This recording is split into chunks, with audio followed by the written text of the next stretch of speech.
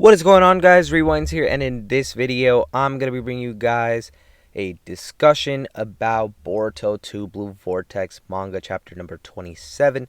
So we're going to have a couple different fronts to talk about here based off of some stuff that happened in Chapter 26. So we're going to run through that.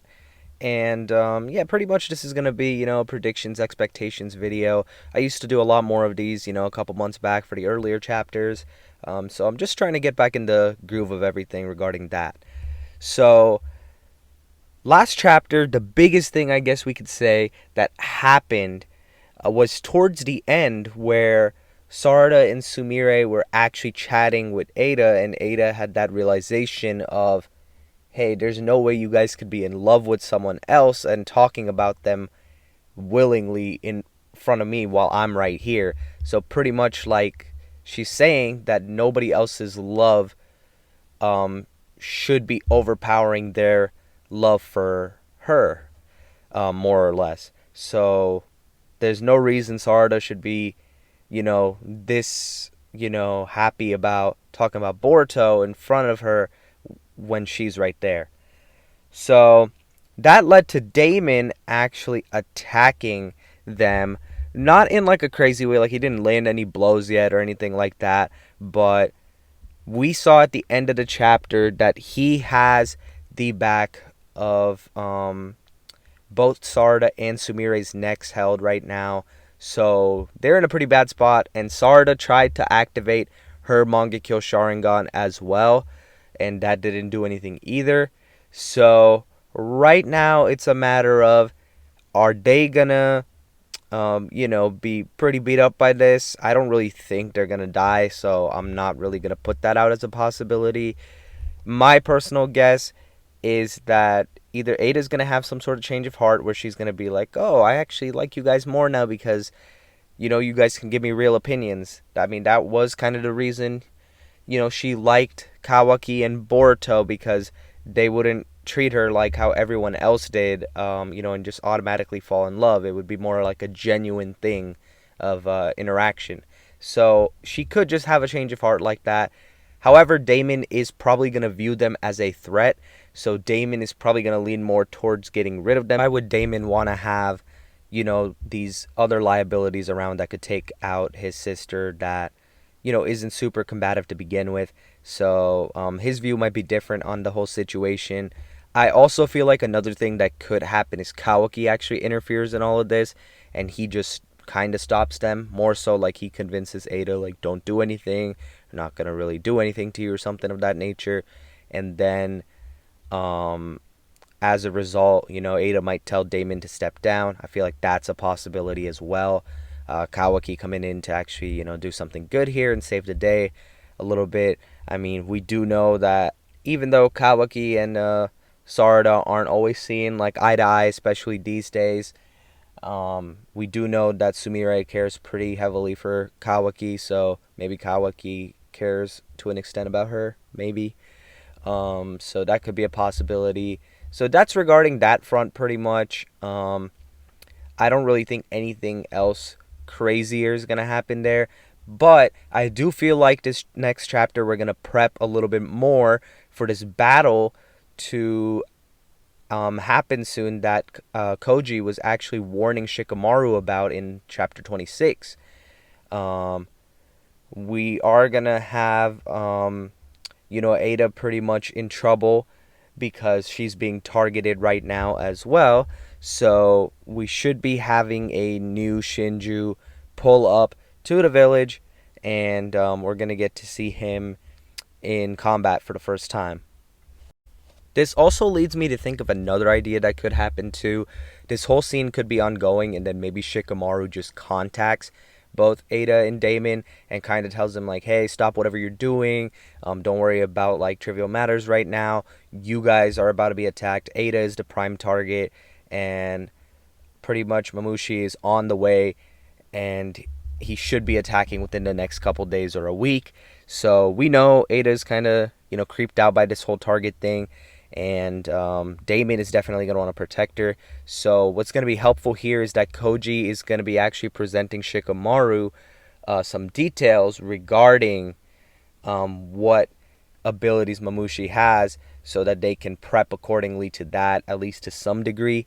So we'll see how Koji manipulates the situation. We know Koji doesn't really care if the village really takes losses per se, but his job is to more so minimize those for the better future outcome. So he'd be cool with 3 people dying, let's say, if it meant that the future that he's seeing looks better than if, let's say 1 person had died, but the future looks worse. So he would rather let more people die. He will minimize, some losses if needed, more so because of Boruto. But I feel like he's more of a guy of like whatever gives him the best chance of surviving overall. He cares more about that rather than caring about particular individuals. And some proof of that is you can look back at this sand rescue arc we just had. Yodo pretty much had to be sacrificed, and Koji knew that that was going to happen. There's a chance that maybe Konohamaru would have not made it either. We don't know that for sure. And, because he was on the verge of death. But Koji's main thing was that he just wanted Sarada to awaken the Mangekyo Sharingan, or like reawaken it, and pretty much be able to use it. And that did happen. So he got what he wanted out of it. But, that's where him and Boruto's like ideals conflict. And, that's definitely some growing tension between those two as well. So it's going to be interesting. Let's talk about Inojin. Inojin seems like this is going to be how they keep him a little bit more relevant in the story. We know he cares about Himawari a lot. And we see that he's willing to bend some rules right now and help out because of how strong these, divine creatures are. So I feel like he might play a role of just helping out as like a messenger, more or less, and I feel like that could be pretty useful for both Koji and Boruto to communicate with Shikamaru and such. They also said it's best to have Shikamaru as the actual Hokage while this whole stuff is going on rather than someone else. We don't know who really would have been that replacement Hokage in that whole scolding, but you could probably guess it'd be someone that's probably been either really strong, such as maybe like a Sakura, who's still around and heavy, or Konohamaru, because Konohamaru is, Shikamaru's advisor. But you never know. They could have really just pulled someone out of their hat, and it could have been something a lot worse. And honestly, when it comes to strategy planning, they probably don't have anyone better than Shikamaru right now anyway. So, it's good that they're keeping Shikamaru around in that Hokage role, and it should be good to see how things go going forward with how he's going to come up with a battle plan, because I definitely think he's going to plot up something, and I think it's going to be a good trap. Another thing to talk about to kind of wrap up this video, last main thing, is going to be talking about this whole interrogation stuff going on. We see that there's some political aspects being involved right now in the Boruto story, which I think is, a realistic thing, and I think it's cool that they're addressing it. I know not everybody likes seeing politics in, some of these shonen series and whatnot, but I do feel like it's very realistic, and I'm kind of glad that they're going through it, as long as they don't drag it on too much. But maybe in chapter 27 we are going to get to see a little bit of Konohamaru's interrogation. Maybe not anything crazy, but I don't think he's going to give them anything like, like anything crazy that they would find as like super duper useful. But what I do feel like they could also show, and this could also interfere with the whole Ada and Damon thing right now going on with Sarada and Sumire, is that Sarada could get summoned for an interrogation. And that could also be done through, Shikamaru kind of having to alert them. So there's a couple different ways Sarada and Sumire can get out of their current situation. Again, I don't see them dying. I don't even know if we're really going to get any combat like that. If anything, it's going to be very, very one-sided. Damon should take that. But ultimately, the main thing is going to be to prep for the opponent at hand, who should be coming in a couple days to a week. And on top of that, to maybe just continue a little bit more on with this interrogation stuff, and to see how, I guess, the Leaf Elders are going to react to everything. And then we'll kind of see where we go from there.